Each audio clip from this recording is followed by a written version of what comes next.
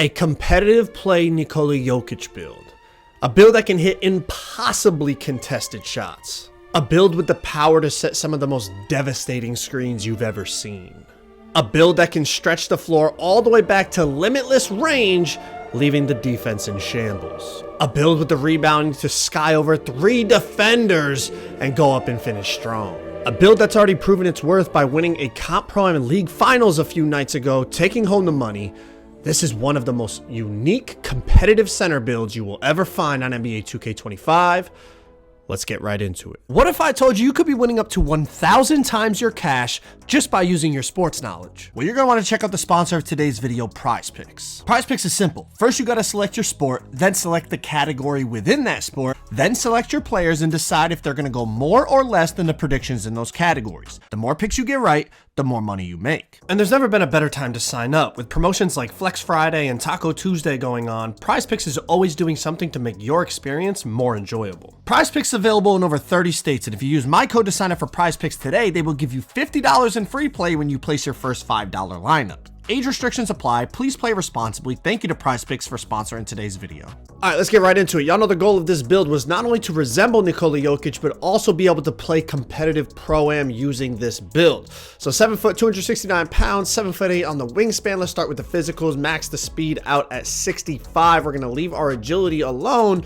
And then I put my strength to 91, but I use +4 cap breakers to push it to 95, which unlocks Hall of Fame brick wall. I then use my badge max +1 to push that to legend brick wall. And on top of that, I use the takeover perk that boosts your screening ability. And man, this build sets devastating screens, knocking people to the ground. Even when the lockdown tries not to hit the screen, it still sucks them into it a lot of the time to get your guards open looks or to make that back end step, which gives you a free slip or forcing the defense to rotate. So overall, very, very good screening build, which obviously is very important when you're trying to run pick and roll, pick and pop offense.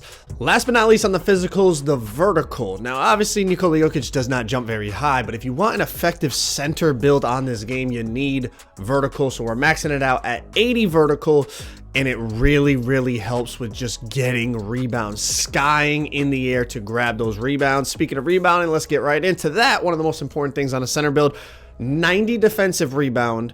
I put 94 offensive rebound and then use 5 cap breakers to push it to 99 offensive rebound, giving me the legend rebound chaser. And if you watch any of my streams, y'all know this build absolutely snags. Regardless of what game mode you are playing, you are going to be able to compete with any single build on the game in the rebounding category. Now, a lot of it is obviously positioning and timing and all that, but in terms of having what you need to grab rebounds, the build has everything you can need. If you wanted to save attributes, you could lower the defensive rebound down. You know, you don't have to have it at 90. I think you could put it all the way down to like 78 or 80 if you want it to go as low as possible. But for me, I just feel like you get worse rebound animations despite having the legend rebound chaser because of the O board. I feel like the rating also plays an impact, and hitting that 90 threshold, I feel like really does help you just get better jump animations and connect to the ball more. And I mean, listen, the build is a rebounding machine. But let's keep going on the defense here. 74 block rating. It is a nice budget rating,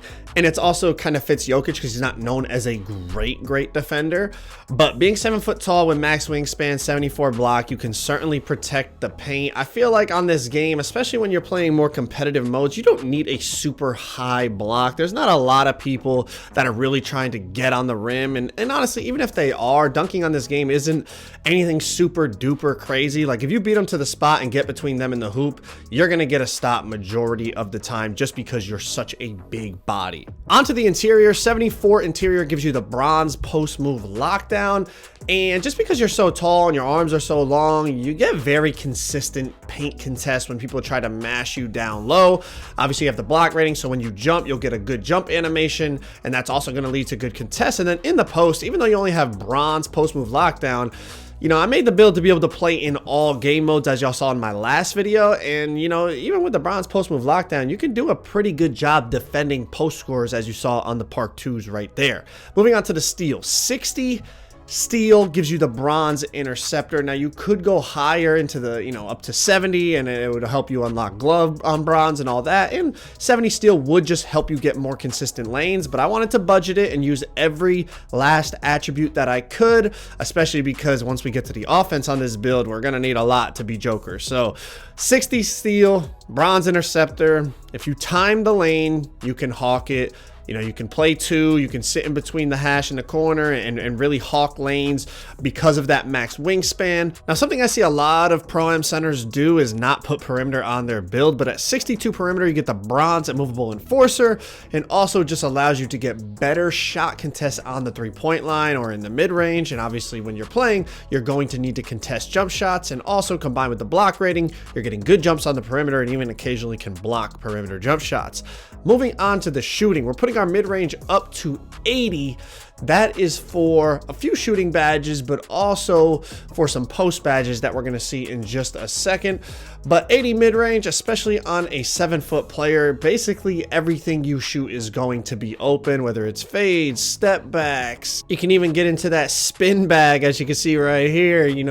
At this height, everything you shoot is going to be open. 80 mid-range with hot spots. A lot of times off catch and shoots are going to be absolutely knocked down, especially if you know how to rhythm shoot. Rhythm shooting on a big player on this game is definitely a valuable asset. Moving on to 3-pointer, we're maxing it out as well at 74. So you got the 80 mid-range, 74 3-pointer.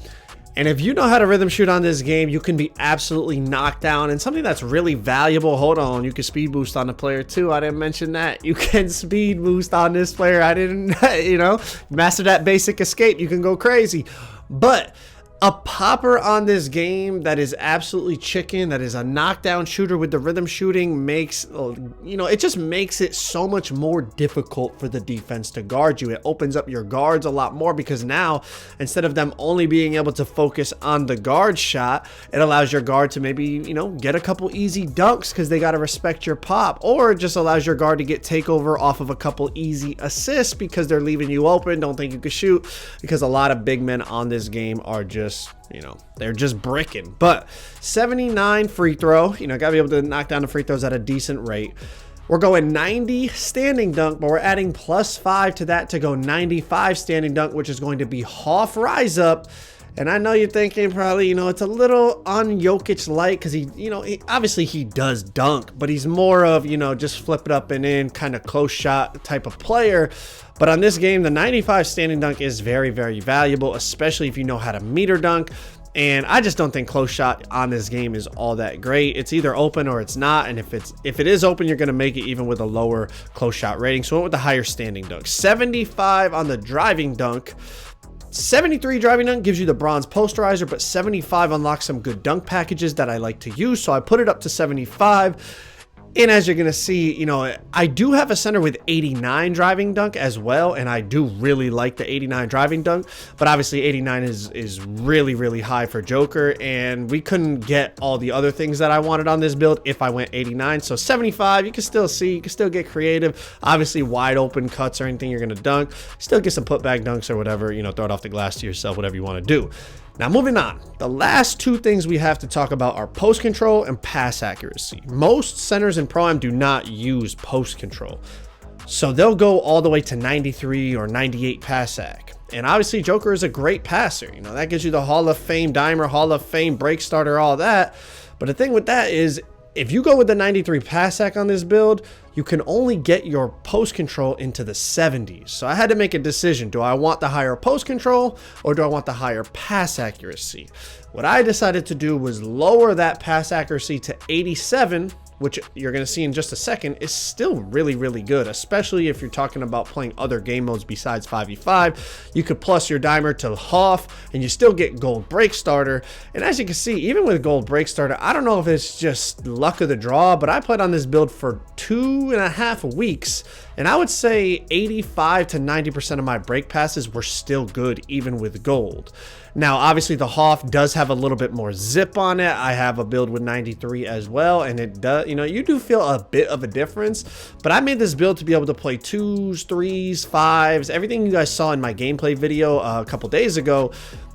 And even on the 5s, though, Look at these passes with 87. 87 is still very, very valuable. And then, of course, in the half court, you got to get in that Joker bag. And, you know, you can make every pass that you possibly could want, whether it's lobs, whether it's reads, whether it's, you know, getting the slip and then making that one more pass. You know, here, getting it in the post, they got to respect the post backdoor cut into the alley-oop. You can do everything that you want to do as, you know, a Nikola Jokic type center in the half court. And then on top of it, as I showed you, the break passes are still very, very good. It's not like playing with 75 pass ag. I feel like the jump from 75 to 87 is huge. The jump from 87 to 93 pass ag is, you know, slight. You can feel it, but it's nothing crazy. Last but not least, this allowed us to go 87 on the post control, and this is what really separates the build. I mean, you are a build that can shoot. You see tightly contested post hop shot. You know, you can get to a bucket yourself. Even when you're playing a big, strong defender, you can get into that post fade bag. You know, a lot of people on this game go with lower interior, so having the gold post badges is a huge jump up from the silver ones, in my opinion. And like I said, that 80 mid-range, you can get it to the fades, into the hop shots. But if you do, you know, want to get into a bucket yourself, having the post control is very, very valuable, because it just forces defenders to have to actually guard you, as opposed to the only way you could score is off by setting a screen. I felt like that wasn't very Jokic-like. You know, if I get a mismatch, or even not a mismatch, with those gold post badges, you can just throw people with the post spins. You can get it to the drop step bag. If they have to respect the pop, the roll, respect you in the post, respect the fact that you can pass, then we start to really get into that Jokic-esque gameplay. But here's a little bit more build validation. A couple nights ago, we played a Comp Pro Am League Finals. I played on this build the entire series, and we took home the money.